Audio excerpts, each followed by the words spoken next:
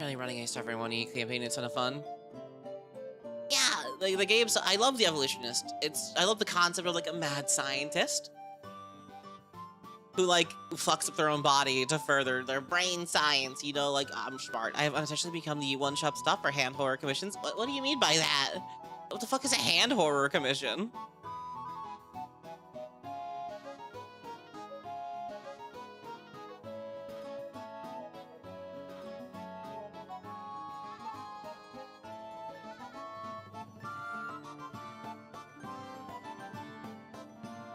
Played Soldier a few sessions, and it was fun to swing a doge, go around and commit die on enemies.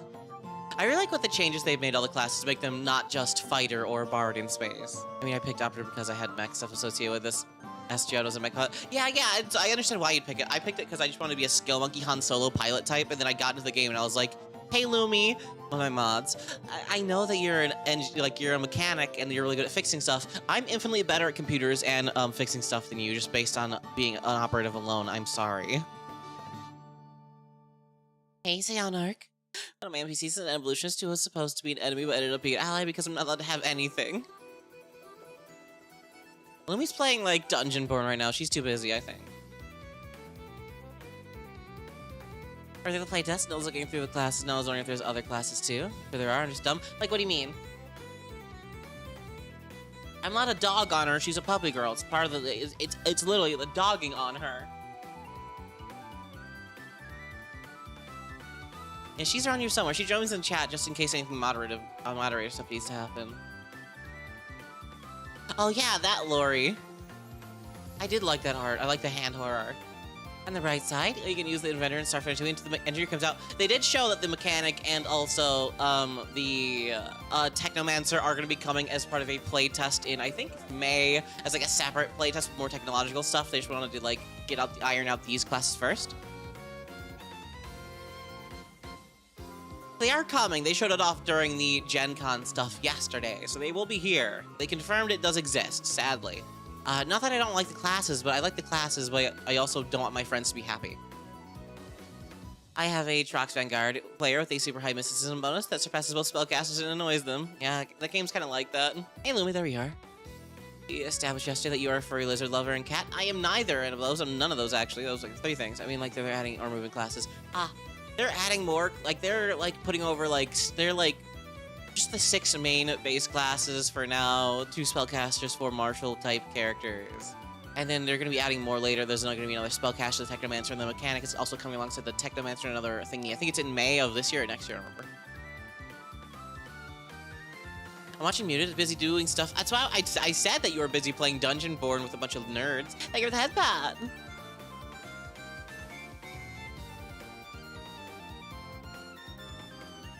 I think they did say they might make Vanguard into just into an archetype May of this year. I mean, you know what I mean. This upcoming year, or the one after. Ow! The one after that. May didn't just happen. It's fucking August. That was 3 months ago. You allowed to pat the mods? I specified pat, not pat.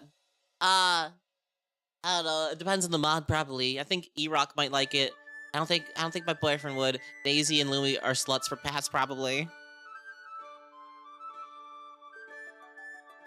There aren't really any tech classes for the playtest. Didn't expect like a biohacker, but I was hoping for technomancer and mechanic. Yeah, they did say it's coming in like later months. Like, it's like a couple months from now. They wanted to start off with just the basics of the game before delving super into the tech side, just to make sure everything of the base core stuff as far as equipment and other classes go that don't heavily rely on specific types of equipment like that to actually work.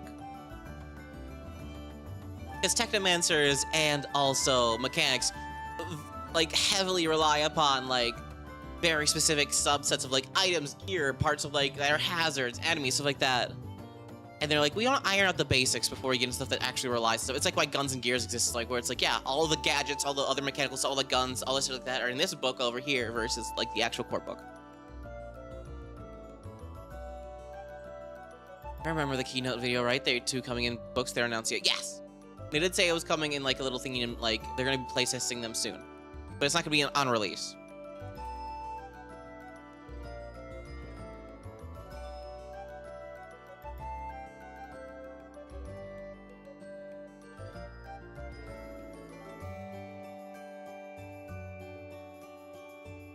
I'm really looking forward to make my salvager guy with a hot lawyer girlfriend. Ayo, what? What are they? I had the hardest time deciding whether I wanted my Solarian football player pheromone lady to be a Vesk or a, like, Lashunta. I ended up going with Lashunta because the pheromone thing would be funny. But, like, Vesk girlfriend would be also funny. I forgot to talk to Yuis today about him as a Vesk, and my manager's gonna be fucking pissed at me about that because I wanted to talk to him, but I forgot. I was busy. I took a nap. I ate egg salad sandwich. I watched YouTube. I made Starfinder character. I was a busy little beaver. I fucking love 12-Foot Ninja. I'm sad I can't play my normal music I normally play during streams because I'm streaming on YouTube right now too. Reason why lawyer? Do you know how much trouble D&D parties get into? It's a very busy EP Goblin day. It was. Good rest day. I did a lot of stuff because, like, my normal Thursday campaign is my home game with my friends. Like most of my mod team is a part of it. Oh god, your server is Pathfinder themed. I don't understand the classes. Of course. Look at me. Why wouldn't it be Pathfinder themed? There's gonna be more anyways, don't worry. Literally, we have 4 more classes coming Pathfinder 2nd Edition that are in playtest right now, or at least 2 are in playtest, 2 are coming in October, and we'll be adding the 6 Starfinder classes in here too. Yeah, it's Yaku, Pookie, it's PP Bane. 4 more, that's a whole hand's worth. It is! Welcome to Pathfinder. We have 27 whole classes right now if you include playtest stuff. 33 if you include Starfiner's playtest stuff. Paizo likes people, they like playing games and making games, okay? Like, D&D was like, we handcrafted the Artificer for you 4 years into this 11-year game. You'll thank us for the one we gave you. And Paizo's like, you want some more? I'm like, Paizo, please. I would gladly, I would gladly take it. But, like, you gotta calm down, bro. There's so many classes. It's like when you go to your grandma's house, they're like, eat, there's plenty of ganache. And I'm like, grandma, I would fucking love to. And then you're like, eat. And you're like, I can't. Like, you're so skinny. And it's like, I can't. Okay, give me that ganache. Give me that shit. Oh. Yeah, we were drowning with a smile on our face.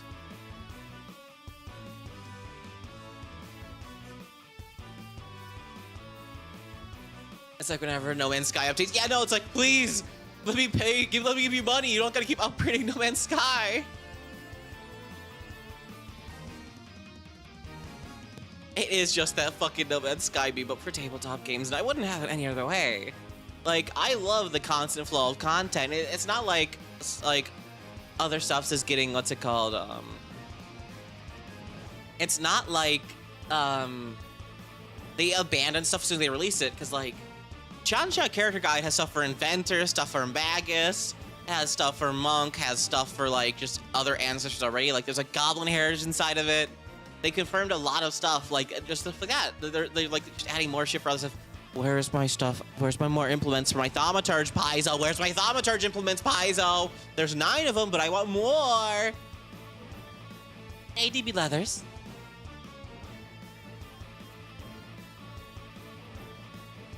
Dude, quick look in your Discord. There's a lot of stuff in my Discord. What am I looking at? Dog! I love your dog. You thought there's a cool battle string for real? No, fuck that. Only Magus. I mean, the image they tweet. Have you ever seen it? I think so. I mean, Wrath of the Righteous has a lot of classes and archives to pick from. Holy Jesus. Yeah!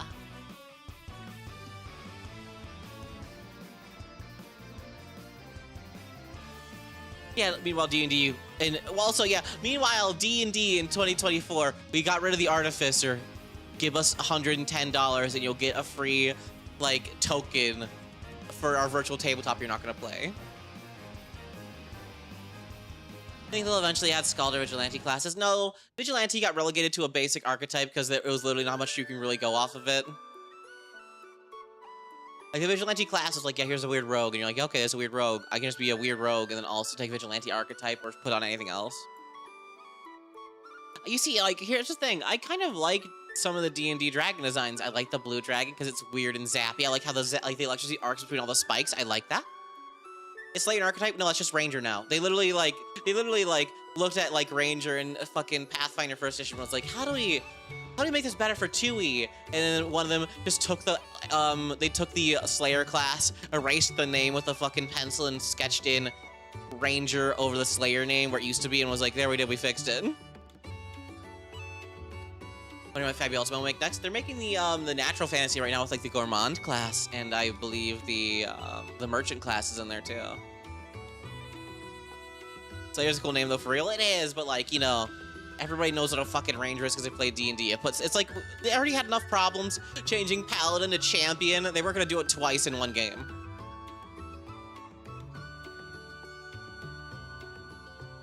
I mean, like the new dragons, like 3.5 dragons, were sweats. I like the new black dragon design for D&D, not gonna lie. I like the skull motif it has on its face. Ugh, it's really cool. The Fable Ultimate is literally cooking. Yes, it is. So is, I've heard rumors that there's something gonna be stuff for like more food. Like, people talk about there might be more like alchemical food coming in Chansha Character Guide, just because like a lot of the Chansha, like adventure paths had recipes in the books that you could make in real life. So maybe they're gonna have some of those inside Chansha Character Guide, question mark. Do you know the Muffin Man? I do not. Yeah, no, that's what there's been rumblings of that in like the Reddit or the forums being like, there might be more food inside of like Chansha Character Guide, just because like I think it's Seasons of Ghost that has like a little recipe at the end of each has a little recipe at the end of each adventure book, being like, here's a cute little recipe you can make in real life that's based on the cuisine of this like area of region based on a real world place. And I'm like, hell yeah. Thank you so much, Xeno Dreamer, for the follow. Xeno Ghost does a recipe. Yeah, I figured it was one of them. It was. I wasn't sure if it was Season of Ghosts or it was the one with the elf gates, but I was pretty sure Season of Ghosts just because that's the one that's Chansha based. My castle is just about done. You get a prime spot, however. You do have them? Hell yeah. Are they good? I've heard good things about Season of Ghosts, but I don't really play or run pre-published adventure paths.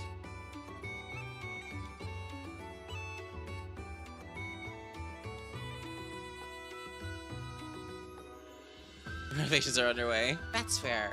Dude, setting up my Discord literally took me like 4 months due to procrastination and me just not giving a shit, which is not a good look. Dude, Ghosts look very cool, but never had time to run it. Yeah, it's one of those, I wish I, like, I just like homebrewing weird shit more. It was alright. Right now I can remember the Rise of the Runelord stuff. Plot twist to be plot twisting, no spoilers. Oh, I will never have a Discord. Why not? Hey, Snotgates. Bad experiences. That's understandable, but like, I have like almost 1,000 people in my Discord right now. It's just good for like marketing myself and getting people to actually watch the streams and stuff. So it's like a necessary like evil tool, I must say. Why am I streaming on YouTube? I wanted to stream on YouTube because my YouTube viewers, like to get my YouTube viewers something to look at, but like I literally have like 2 viewers on YouTube every time I do this stream thing, so I might as well just go on Spotify, like just use like only, what's it called? Like only Twitter and Twitch next time. Gets you more. Do I need an 80th Pies or just a Discord? What are you doing here? Hey! For anyone who doesn't know who Kitsune Warlock is, they are one of the they make Starfinder. It's really one of the many like head developers of Starfinder. What's good, gamer?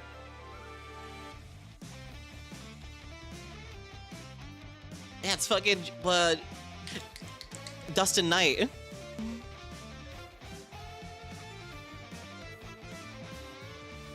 Fucking, I love your stuff. Thank you, NPC Hook, for gifting him a sub. Just indulging in being able to hear people talk about my work. Fuck yeah, that's based. Yeah, no, a lot of my chat members love your shit. I appreciate the fact that you just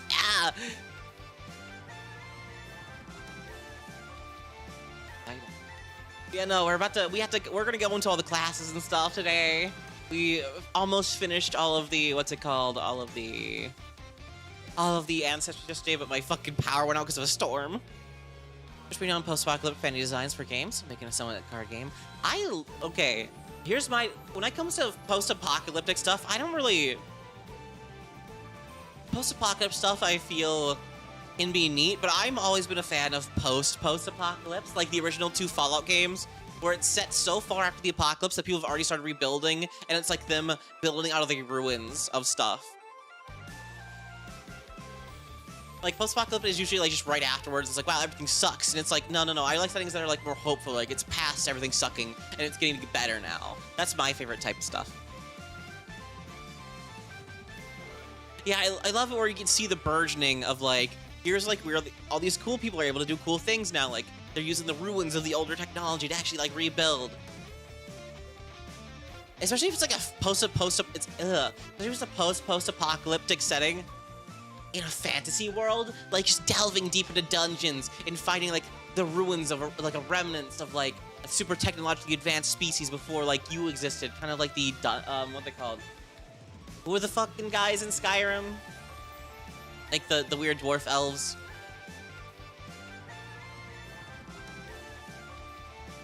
Dunmer. I wanted to say Dunmer, but I wasn't sure if I was right. I almost said Dwemer. Is it Dwemer? It's one of them. Okay, me and Kabuka have the same brain. I was like, Dunmer, Dwemer, one of the two. Yeah, it's like that, where it's like, wow, you delve into it and you're like, wow, I have an axe. These guys have lasers. Oh, this is kind of weird. The Skrunkos. What's your, like, hope is nice, even to still be in cyberpunk settings. It's nice to have players be able to make some difference, or at least make some people's lives better. Yeah, like, hope is the best. Hope is, like, the one thing we as humans get. And we better fucking, like, make use of it. Like, the indomitable like, human spirit and hope. Just go and survive anything is, like, my favorite form of, like... Because, like, you know how, like, certain stories, like, jerk off humans, like, being, like, they're so cool. Like, you ever go to, like, a sci-fi thing where it's, like, alien species that are beyond our control are super cool, but we're cool. Our military-industrial complex is the best. No, I don't care about that. I care about, like, when it comes to jorking humans off, I like the thought where it's like, yeah, no, we're struggling. We're gonna keep fighting, though. Why? Because that's what we do. We keep on fighting, so there's a better tomorrow for those that are coming after us. Like, that is my favorite part of, like, hope and that type of stuff in writing.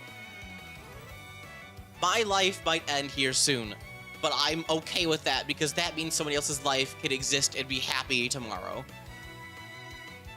Yeah, the Trump's called humanity. Fuck yeah. It's one of my favorite things. It's just like Independence Day is very much the whole like. It's a bit of a mix of both of them because like I think like 4 billion people die in Independence Day. That was why I can't stand 40K. In 40K, I never really like gotten into 40K just because of like the community being kind of weird and mean. But like, it is just like everybody's shit. Pick which garbage monster you want to be your faction, and I'm like, I like these ones because they look visually cool. I fucking love hope. I fucking love the indomitable human spirit, the thing that lets us keep on fighting. That's what I'm here for. I'm here to keep on going no matter what. I really like that for, like, take Pathfinder at D&D and through the storytelling, say, a dungeon, we see out of that an old ruin of a fallen modern-day skyscraper. Yeah, like, weird shit like that where you're like, wait a minute, this fantasy game, not only, it's kind of like Planet of the Apes, the original one, where, like, at the very end, you find out, like, this is literally after what happened to humans, and you see, like, the very small bits of the Statue of Liberty poking out. That's just fucking wild. I want a setting worth defending. Yes. That's why you play Silly Space Clowns. That is why I play Silly Space Clowns. Good. We need more hope. I just like painting the minis. That's fair. I can't paint minis because I have shaky hands. So, like, I can't get into the mini painting side of the hobby. And I don't want to get into, like, the rules side of the hobby because people are weird and mean about it. But, like, yeah, hope pilled. That's my favorite. You gotta be full of hope. Let's actually delve into the Starfinder stuff. That's why you guys are all here, huh? So I'll see you on the other screen.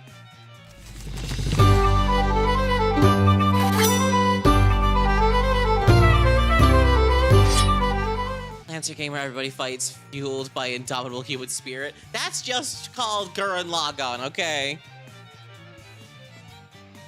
And I'm here for it. Gurren Lagann is one of the first animes I've ever watched, and that entire fucking show is literally Hope the Show. No matter what, we can overcome things. Thank you so much for the tier 1 sub, Wabo. Yeah, we started on the rats. I started throwing gain signs because he knows what's good.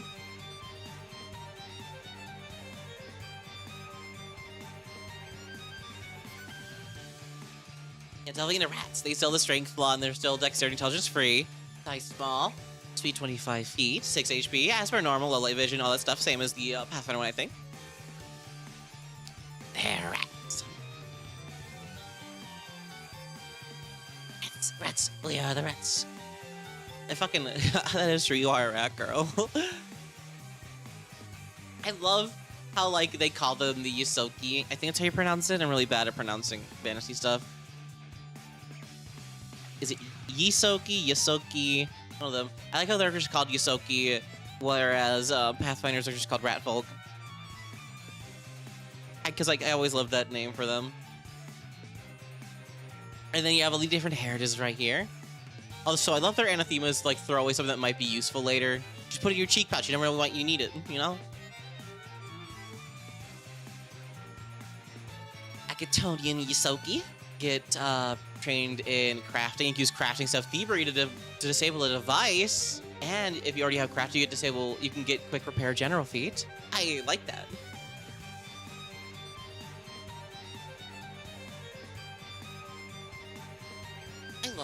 I love Starfinder's Yosoki. Long snout Yosoki, you get a sneef snurfer. I never played one though. I always played weird shit like Trox. But I never played Starfinder 1E. But I did love them. I literally played a lot of Trox, I played a lot of androids, and I played a lot of fucking, what are they called? The Vesk. That's all I played really. Because there was like hundreds of them in Starfinder 1E, and I was like, hell yeah, I love these. Here are my comfort beans. Here's my comfort big, strong, chonky bitches. Yeah, no, maybe you should add those to your Fabula game. Who doesn't like a Sneef Snorf? The Sneef Snorf lets you go and have an imprecise sense of Sneef Snorfing up to 30 feet. In addition, you get a +2 bonus to perception checks to seek somebody while you're Sneef Snorfing. Trox, T-R-O-X. They're giant, large bug motherfuckers. They come up, they're subterranean. In Pathfinder First Edition, I believe they were like enslaved for a long time, but in Starfinder 1E, they're well past that part where they've like freed themselves and are really cool. They're really strong, but at the same time, they're like really like cool and thoughtful and like can be like really smart and wise. I love them. My main evolutionist OC that I show up all the time, she's a Trox. So if you don't know what a Trox is, and you've probably seen her, she's like a very heavily altered Trox because she's an evolutionist, obviously. I tapped back in and saw Tinkering Fingers. I thought it said Tinkering Fingies. It should! Dustin, if you're still here, could I pose that you make it Tinkering Fingies to like your team, you know? Shipboard Yosoki. You get trained in piloting. If you don't have to become trained in piloting from your background, you can become trained in a different skill. If you get a success in a piloting check to navigate or plot a course, you get a critical success instead. Tinkering Fingies, F-I-N-G-I-E-S, instead of Tinkering Fingers. Little Tinkering Fingies.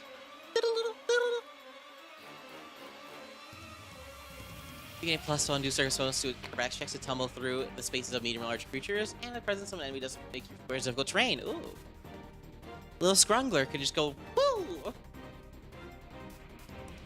And then Tony Yosoki, you're good for duct work, so you get quick squeeze, even if you aren't trained in acrobatics. Oh no, I could try, but I've officially limited how many PUD beam names I can release per book. No! Ah, damn.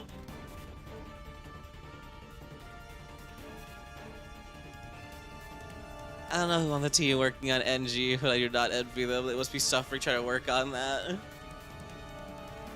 Oh, I just tried to stream sick? Yeah, hey! Dude, the amount of fucking pun names and really fun references and stuff in these books, and everything I've seen so far in Starfinder, like, playtest that I've looked through, I love it. 360 no-scope is so dumb. I love it the most. It's my favorite thing ever. They have cheek pouches, as, like, they do in Pathfinder 1E. Grandma's lore is the typical lore feat you get trained in, like Lao Shu Po lore, and then just deception, thievery, tinkering fingies. You're trained in crafting. If you already trained in crafting from a background or class, you instead become trained in a skill of your choice. You can repair an item without using a repair kit without taking the Baizu penalty, improvising tools for whatever you have on hand. Ooh, you just kind of stick your little hands in there and just dig around.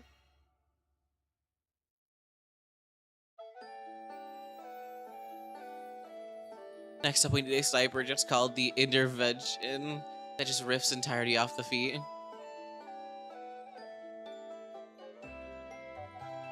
Where are we at? We're talking about rat folk, or Yisoki in Starfinder.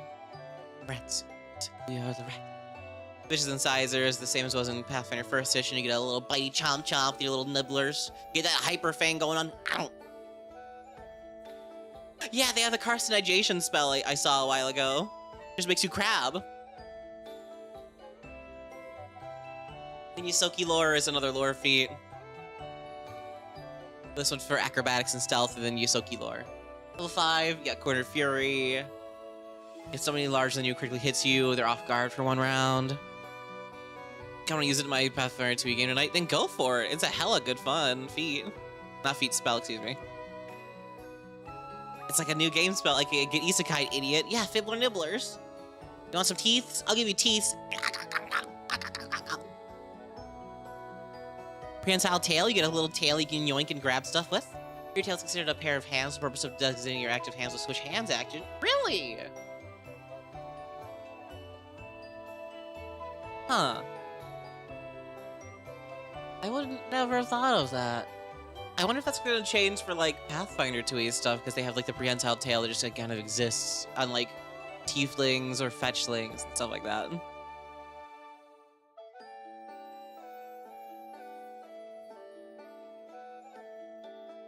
Yeah, quick style, same as it was in Pathfinder First Edition. Just swallow something for like once per round as a free action that's in your hand. You go. I love how you have to say provided it fits, because you know damn well I'm gonna try and fucking put a longsword in there. A big mouth, same as the Pathfinder First Edition. Your cheek pouches are even bigger, can hold even more food. Overcrowd is one of my favorite feats in all of Pathfinder, like thematically, and I'm glad it's back in Starfinder. As long as you're small, you can end your movement in the same score as another small ally. You can kind of squeeze together. Underfoot, if you are shipborne or tunnel Yisoki. As long as you're small, you can end a successful tumble through action in a medium or large size creature's space. The enemy must have appropriate limbs or otherwise leave you enough room for this maneuver, as determined by your GM. You could not, for example, occupy a space of an ooze that matches the full dimension of the square. Or you can just go underfoot of like a big monster with stompy leggies. Occupies an enemy space, the enemies off guard you, and it treats its space as difficult terrain. Ooh. Rude. Explosive surprise! If your cheek pouches, you have mastered the infamous Yisoki martial art of spitting a live grenade from your mouth.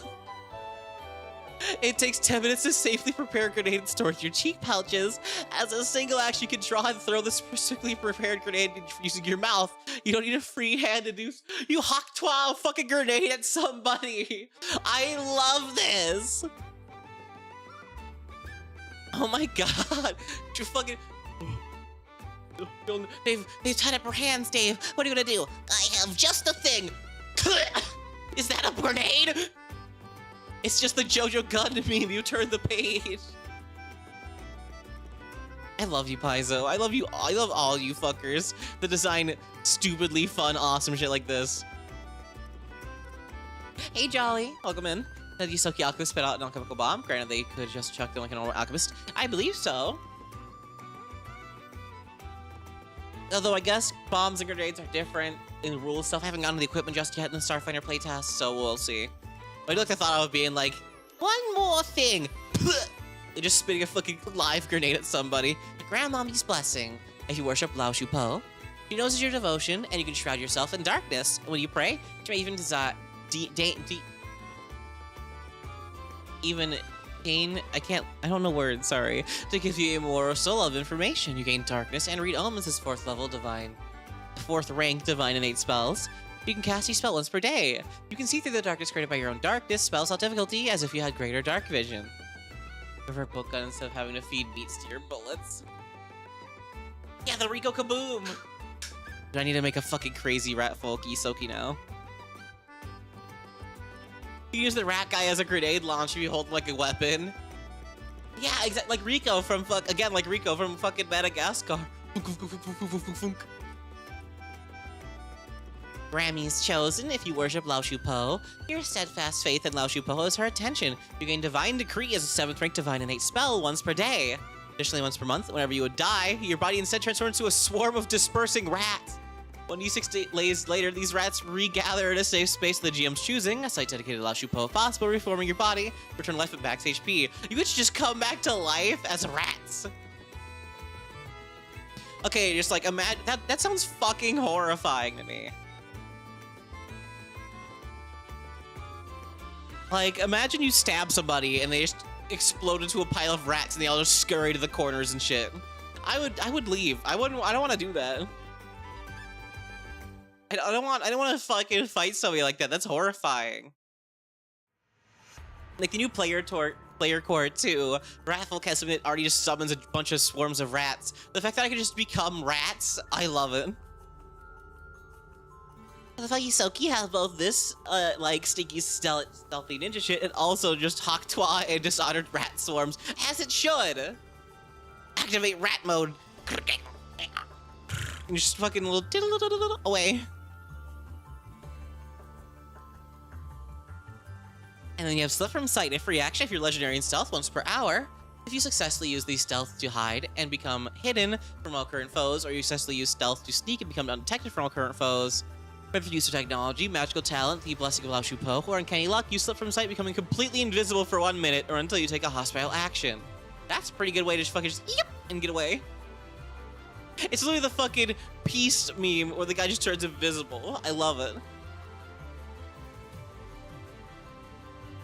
I'm not gonna lie, I used to be like, man, rat folk ain't shit. Rat folk ain't shit when I first started playing PF2E, like years ago, but as every single time I look at something about them, I'm like, I think I love these guys. I think I love the fucking rat folk in Isoki. I think I love them. Oh yeah, no, the weird side of sci-fi. I'm so glad that like it's fully embraced. Hey, Amaterasu. Like sci-fi is cool and scary, but also goofy and fun and there's whimsy. You gotta get a good balance of both, in my opinion. I love that they just do it. The inclusion of just luck implies Isoki can fucking no-clip through physics, as they should. If rogues at level 18 can do it in Pathfinder 2nd Edition, then so should rats, because rats are everywhere.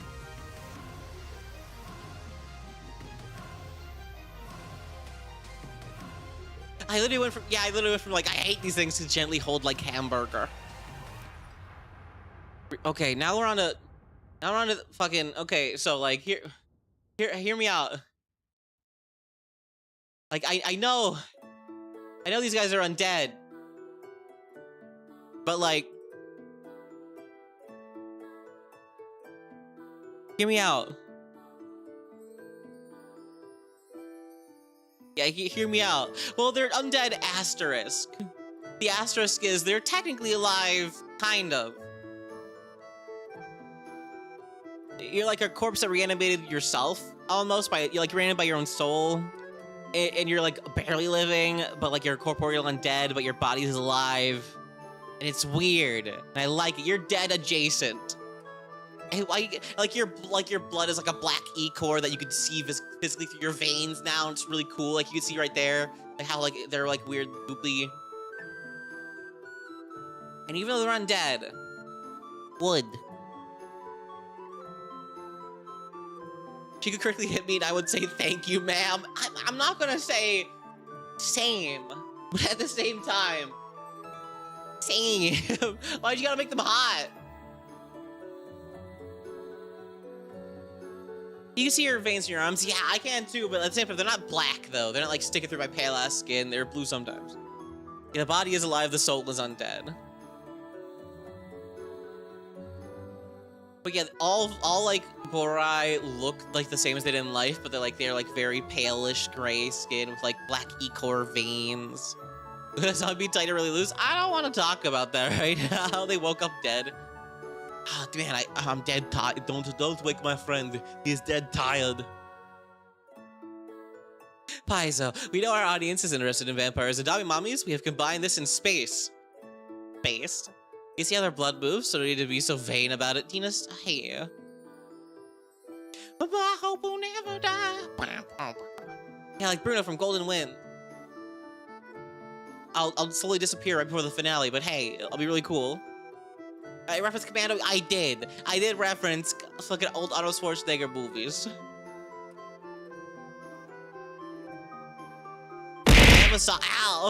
I have a soft spot for Arnold Schwarzenegger movies. Like, they're not the greatest, but I love it nonetheless. Also, that was almost max damage. Good job. Let out some steam, Bennett.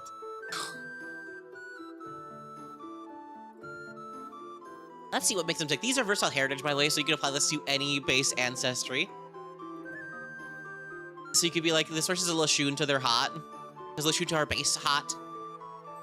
Giving a random summoned creature Arnold's voice is peak. It is! That's the last action hero. That's actually not one of the ones I like. Because when you're trying to fully go tongue-in-cheek and, like, make self-detrimental references to the fact that you're like a goofy 80s movie, it takes away the charm of being a goofy 80s movie. You know? No answers you're gonna play. Definitely Lashunta and Vesk. I love Lashunta because, like, they're weird. They're kind of like Mantis from Guardians of the Galaxy almost. They have the antennae, they have telepathy, they can feel your brain, stuff like that. They also have, like, strange pheromone stuff. They can, like, influence people like how you could in, like, Deus Ex, Human Revolution and shit like that, where you had, like, the specific perk you could take that let you influence people with your pheromones. What's their ancestor name? This is the Borai. It's the versatile heritage. This is based Lashunta right here.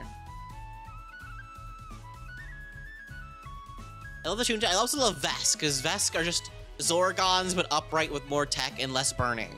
But they still have the whole, like, angry murder thing going on that I vibe with first.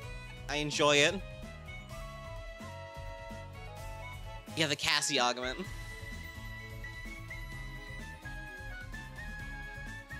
La is the in Spanish. Yeah, they're the Shunta, I guess. What book are these from? This is the Starfinder 2nd Edition playtest. It is currently out right now. I'm going to find a link to it real quick so I can send it to you.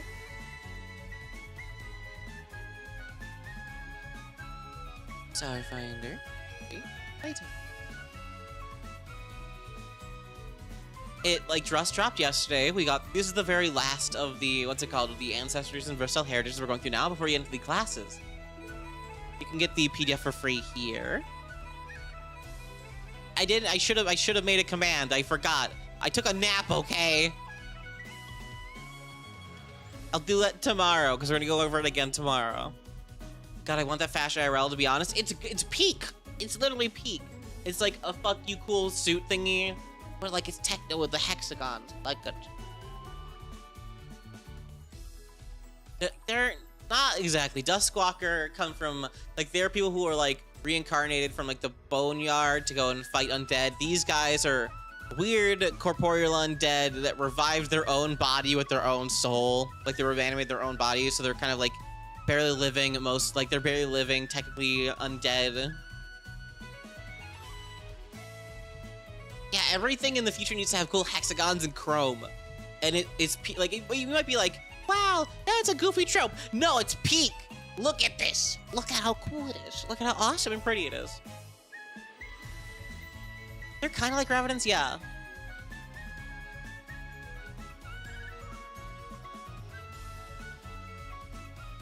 Have you real as fuck to die and say, nah, I'm built different.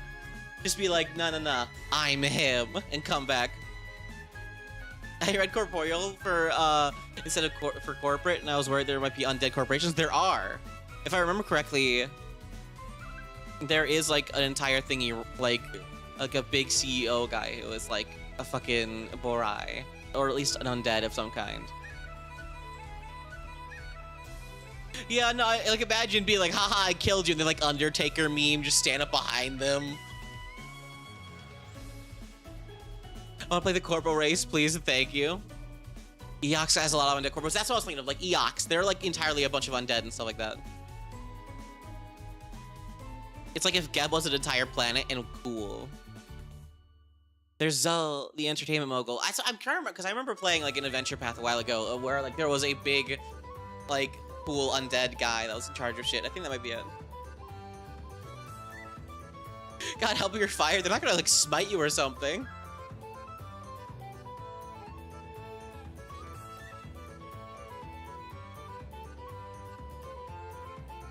Getting turned into a Borai is actually also a good alternative to character death if you super attached to your Blorbo. It can be. You're just like, no, I can't die. My friends still need me. And you just fucking like sit up like the Undertaker.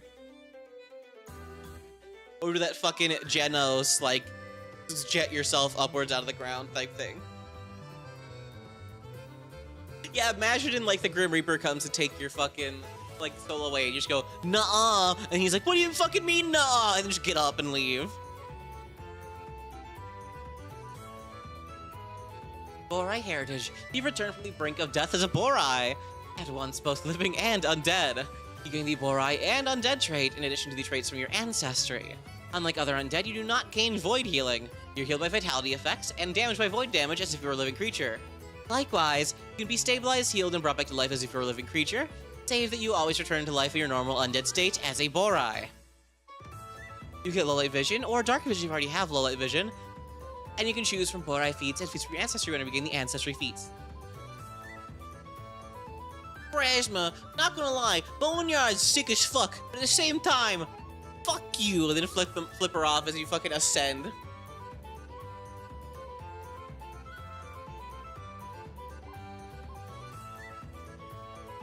I just love to imagine you being like, hey Death, think fast, and they're like, oh. And you just fucking just sprint away as soon as they turn back to look at you, just like half the fucking block away. Borai Skittermander are too precious to die, but I don't like the thought of a Skittermander ever dying, even though, like, they're little scrunglers. Lineages. There's a bunch of lineages. And by a bunch I mean 3, which is still a lot. Skittermander's come back bald.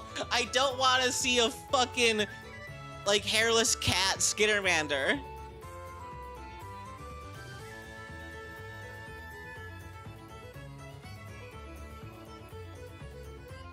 Pulls Desmond over their eyes and run. You just fucking kick them in their balls and fucking take off. They're like, you motherfucker. Is your time, mortal? No. Check. Are you sure? Check your watch. He looks down. He realizes he's not even wearing a watch, and you already like punch him in the mouth and leave. I already am. That is not. I am not hairless. One. This is real hair. This is like hair that moves. You can see it. 2. I don't want to be a Skittermander. Although you guys keep talking about making me have a Skittermander model, and I'm like, if you pay me, I'll do it. Models are expensive. Let's look at these lineages. Etheric. You became a Borai through a botched resurrection attempt, maybe magic spell disrupted, a religious rite gone awry, or faulty technology. Dude, imagine becoming a Borai because your friend looked up on fucking had like a Temu version of like thing that resuscitates you. Oh yeah, thank you for the hydrate. My water bottle is empty. I forgot to fill it. Yeah, you got the Temu resurrection. Now you're a fucking Borai. Good job. A bitch for skin minimum. How much you need? $2,000 United States. It's expensive. Like, models are stupid expensive. And they've only gotten more expensive as the technology has gotten better. Like this model right here, this like art plus rigging plus on my toggles was like 15 hundo. But that is cheap for what I got out of it. And it got returned to me in 2 weeks. I literally worked on it for 2 weeks. They're that good. But you have this resurrection scroll. I got off a dude from Craigslist. Yeah, no, your soul is loosely tethered to your body, allowing you to temporarily shield your living form from the ravages of the void. You gain the Soul Shield reaction, which is a once per day reaction. If you'll be dealt void damage, you can just push your soul out of your body and use it as a shield to protect your living form from the ravages of the void. Against the triggering damage, and until the beginning of your next turn, you gain void healing, meaning that you're healed by void damage and harmed by vitality damage. What does this mean?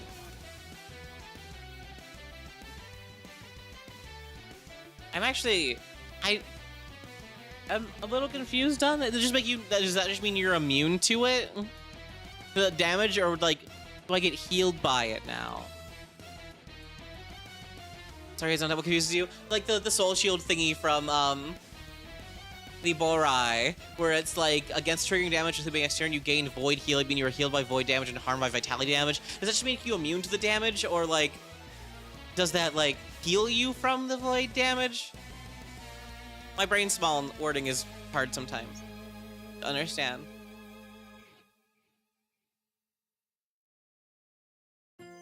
Because I was like, can't only void healing heal you if it like specifically says it would heal you, like the harm spell? Or if I just been ruling it wrong for like 5 years. Oh, thank you for the biddies, Zoe. Again.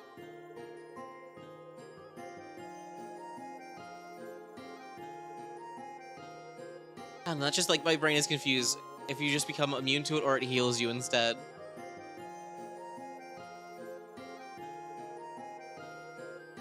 It'd make you immune to the void damage, but yeah, it wouldn't heal you unless it was void healing. All right, that's what I thought. I was just making sure because it was worded a little bit weird. And I was like, do I get to be healed from this? Because I remember one of my mods also coming up to me and asking this, and I was like, I don't know.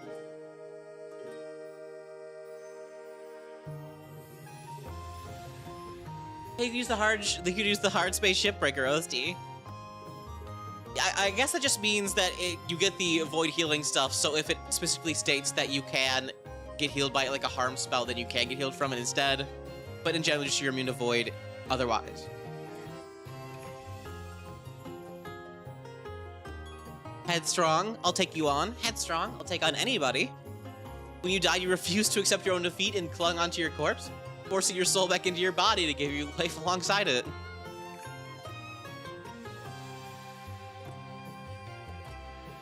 It is damaged by vitality damage and is not healed by healing vitality effects. It does not take void damage, it is healed by void effects that heal undead.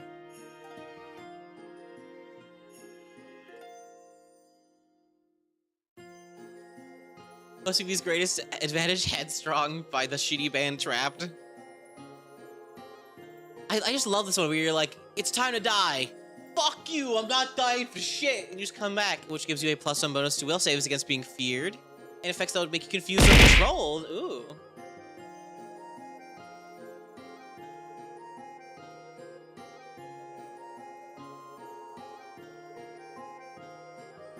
And +1 bonus to your will DC against attempts to demoralize you. Also, ow. It was almost max. It was around there. No, it's like 10 off max. But still. And then you have Necro Ties. You became a Borai intentionally through necromantic experimentation conducted by yourself before death, or another individual after your death, excuse me. This experimentation has strengthened your defenses against death, but has also made you look more like a corpse than a living being. Oh, this is for you want to be really gross.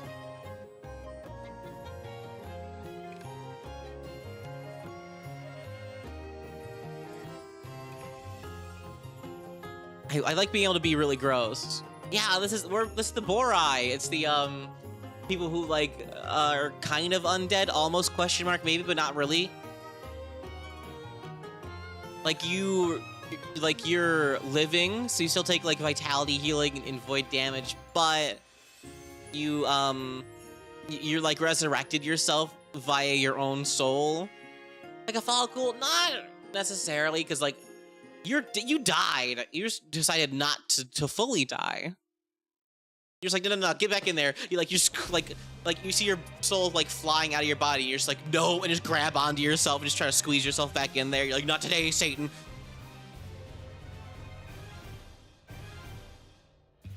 This experimentation has strengthened your defenses against death, but has also made you look more like a corpse than a living being. I like that part though.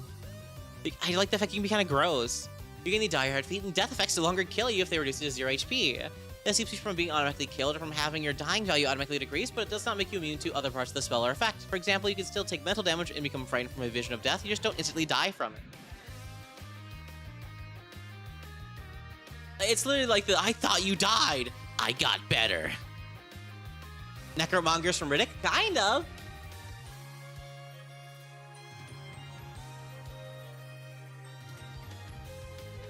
I guess you could say they're like almost the opposite of Dampiers in that regard. Yeah. I'm just built different. Through the power of family, I can defeat anybody. Baleful Gaze is a one-action ability once per minute.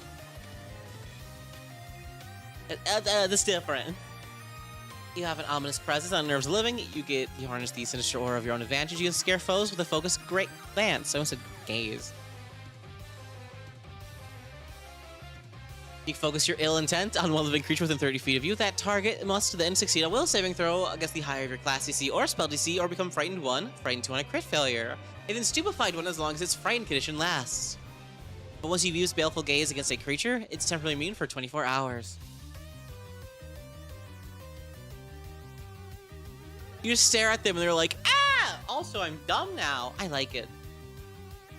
I want to do that on every spellcaster ever. Just stare at them and they fucking, like, do the Otacon, piss yourself. Yeah, it's Demoralize Plus, but you can only use it, like, what is it, once per minute? Yeah, you can use it, like, once per fight for the most part, but, like, I'll take it. I'll take Demoralize Plus. Borai Lore, it's the same as every lore skill thingy, but it gives you Intimidation and Religion.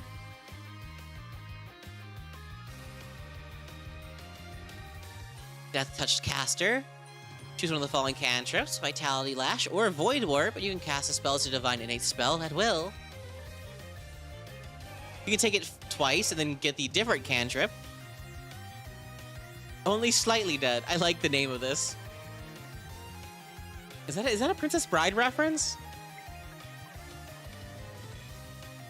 Your living body is flush with vitality, which easily hides your E-core-filled veins from sight. You don't have to attempt a deception check against creatures' perception DCs to successfully impersonate yourself as a living member of your ancestry, or hide your Borai heritage. Nor do you require a disguise for such impersonations, excuse me. This is a non-magical effect that does not protect against detection, revelation, or scrying effects. Additionally, when a creature actively attempts to perception check against you, that you gain a +4 bonus to your deception DC, but only for the purpose of seeing through your disguise. You're impersonating yourself as a living member of your ancestry, or otherwise attempting to hide your Borai heritage.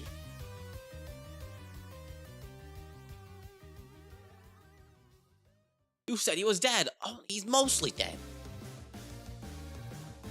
At the Constitution. You get a plus of most of fortitude saves against diseases and poisons, because you're full of goo. And with the Void, you get Void resistance equal to half your level, soul sustenance. You don't need to eat or drink. I like the thought that you have to sip souls, though. I know you don't have to. Your soul can just sustain your body indefinitely, but I like the thought of it, like you being like, you have to like fucking, your soul is mine. Like spaghetti. Unliving Memories. You can train any skill of your choice and additional lore feat for a lore subcategory by a specific plane tied to your afterlife, like Hell, Heaven, Nirvana, Outer Rifts, etc. The circumstances regarding my death were greatly overestimated. I am sustained by memes. As long as I have the net, I can do whatever I need. I hate you, Lena. She's supposed to scratch. Shroud of Shattered Spirits. Oh, that was kind of hard to say. Reaction once per day. If an enemy, strike, or target effect would hit you and you weren't already concealed, hidden, or undetected by that enemy, your mere presence attracts restless spirits and haunted objects, spiritually activated substances, and fragmented souls. Like a magnet attracts iron. You manifest these spirit shards like a chaotic whirlwind around you that you barely control with your thoughts. You become concealed until the beginning of your next turn, and the flat check for concealment applies to the triggering strike or effect that would hit you. If the flat check fails, the strike or effect misses you. That's really strong. I like it. Once per day? No. I'm concealed to be like against everything for the beginning of your next turn, and also the thing that would hit you. I like that. You just retroactively be like, nuh-uh, to your GM, which is mean. I like it. I like saying nuh-uh to my GM.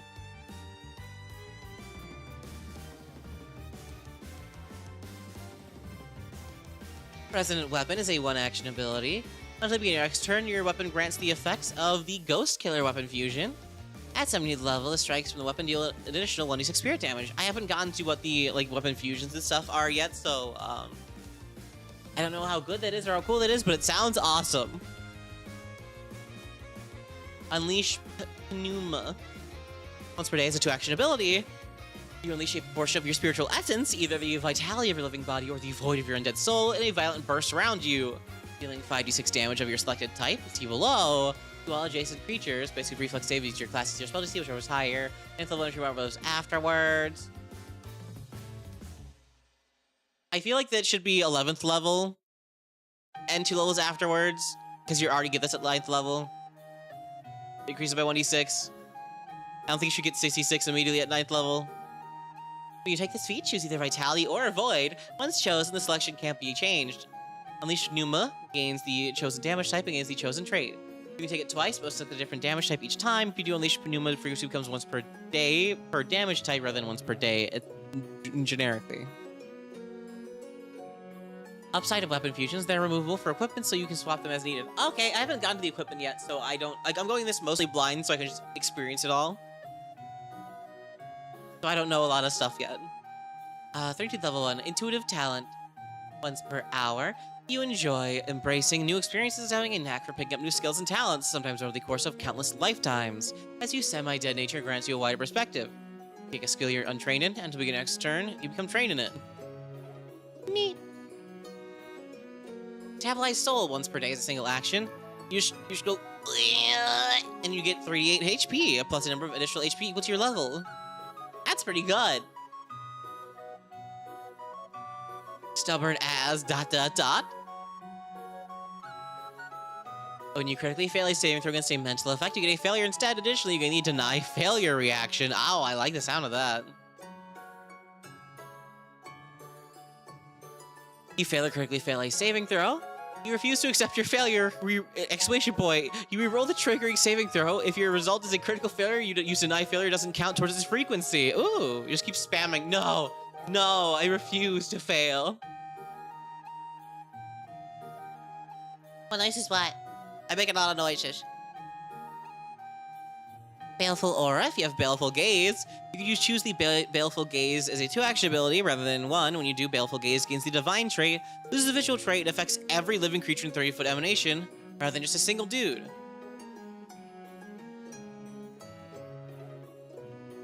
That's really cool. I'm gonna fuck up my friends with it, but that's really cool. I don't care if I fuck up my friends. It's awesome. Just being like, ah, I've got angry undead aura.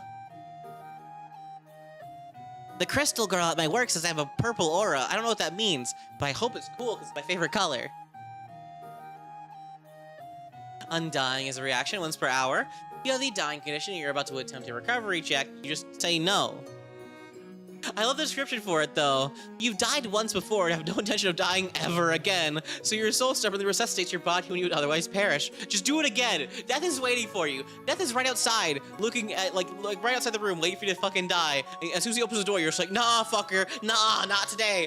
No, no, no, go back. Get the fuck out.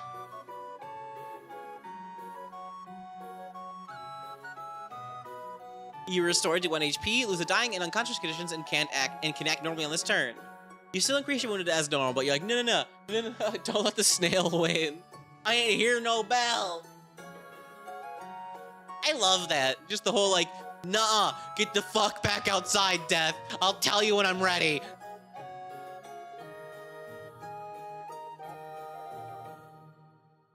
That is the entirety of Borai. I love these guys. I just love the thought of like, I love undead asterisk, like heritages and stuff. I love being an undead asterisk.